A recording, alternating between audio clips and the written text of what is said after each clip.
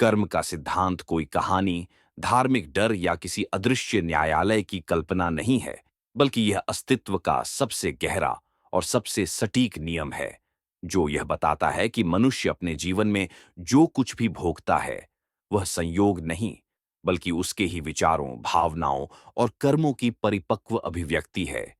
क्योंकि कर्म केवल वह नहीं है जो हाथों से किया जाता है, बल्कि वह भी है जो मन में सोचा जाता है, जिस भावना से सोचा जाता है और जिस चेतना से जीवन जिया जाता है। यही कारण है कि दो लोग एक जैसे कर्म करके भी अलग-अलग फल पाते हैं, क्योंकि कर्म का फल कर्म की क्रिया से नहीं, बल्कि उसके पीछे छिपी हुई भावना, उद्देश्य और चेतना से तय होता है।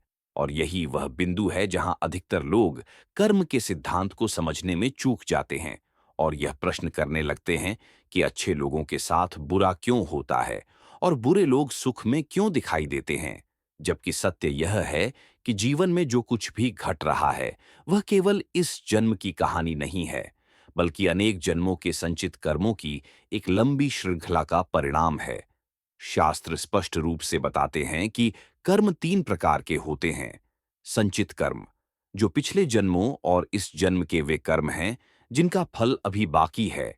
प्रारब्ध कर्म, जो इस जीवन में आपको शरीर, परिवार, सामाजिक स्थिति, स्वास्थ्य और परिस्थितियों के रूप में मिलते हैं और जिन्हें बदला नहीं जा सकता, बल्कि केवल भोगा जा सकता है। और क्रियमाण कर्म, जो आप हर क्षण कर रहे हैं और जो भविष्य का निर्माण कर रहे हैं। इसलिए जो व्यक्ति आज दुख भोग रहा है, वह आवश्यक नहीं कि आज गलत कर रहा हो सकता है वह पुराने कर्मों का अरण चुका रहा हो। और जो व्यक्ति आज सुख में दिखाई देता है, वह आवश्यक नहीं कि धर्म के मार्ग पर हो सकता है वह पुराने पुण्य कर्मों का फल भोगते हुए नए पाप कर्म जोड़ रहा हो। कर्म का नियम तुरंत फल नहीं देता, क्योंकि यदि हर कर्म का फल तुरंत मिलने लगे तो मनुष्य न सीख पाएगा, न सुधर पाएगा और न ही चेतन हो पाएगा।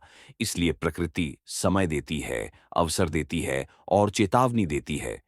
लेकिन जब चेतना बार बार अंधी बनी रहती है, तब कर्म अपने पूर्ण रूप में फल देता है। और यह फल किसी ईश्वर के क्रोध से नहीं, बल्कि स्वयं मनुष्य की ही बनाई हुई ऊर्जा के परिपक्व होने से आता है। सबसे तेज और सबसे शक्तिशाली कर्म आपके विचार होते हैं, क्योंकि विचार भावना बनते हैं, भावना आदत बनती है, आदत स्वभाव बनती है और स्वभाव भाग्य। इसलिए जो व्यक्ति भीतर ईर्ष्या, द्वेष, घृणा, लालच और अहंकार पालता है, वह बाहर चाहे जितना सफल क्यों न दिखे, भीतर ही भीतर अपने पतन की नींव रख रहा होता है। और जो व्यक्ति भीतर शांति, करुणा, कृतज्ञता और जागरूकता रखता है, वह बाहरी संघर्षों के बावजूद भीतर से सुरक्षित रहता है। गीता कहती है कि मन ही बंधन है और मन ही मुक्ति। और यही कारण है कि कर्म को काटा नहीं जा सकता, लेकिन कर्म के प्रभाव को बदला जा सकता है। क्योंकि जब मनुष्य कर्म को फल की आस, भय, लालच या स्वार्थ से नहीं, बल्कि जागरूकता, समर्पण और उत्तरदायित्व से करता है, तब कर्म बंधन नहीं बनता, बल्कि धीरे धीरे जलने लगता है। और इसी को कर्मयोग कहा गया है। सेवा, ध्यान, आत्मचिंतन और ज्ञान के द्वारा पुराने कर्मों की तीव्रता को कम किया जा सकता है और नए कर्मों को शुद्ध किया जा सकता है। इसलिए यह मान लेना कि जो लिखा है वही होगा, अधूरा सत्य है। पूरा सत्य यह है कि जो लिखा है वह चल रहा है, लेकिन जो आप अभी लिख रहे हैं वही आने वाले समय का भाग्य बनेगा। जीवन किसी को दंड देने नहीं आया है, बल्कि हर आत्मा को परिपक्व करने आया है। इसलिए हर दुख एक दंड नहीं, बल्कि एक संकेत है। हर बाधा एक शत्रु नहीं, बल्कि एक शिक्षक है। और जिस दिन मनुष्य यह समझ लेता है कि वह पीड़ित नहीं बल्कि साक्षी है, उसी दिन कर्म का चक्र ढीला पड़ने लगता है और बंधन टूटने की प्रक्रिया शुरू हो जाती है। इसलिए आज से यह प्रश्न मत पूछिए कि मेरे साथ ही ऐसा क्यों होता है, बल्कि यह पूछिए कि यह अनुभव मुझे क्या सिखाने आया है।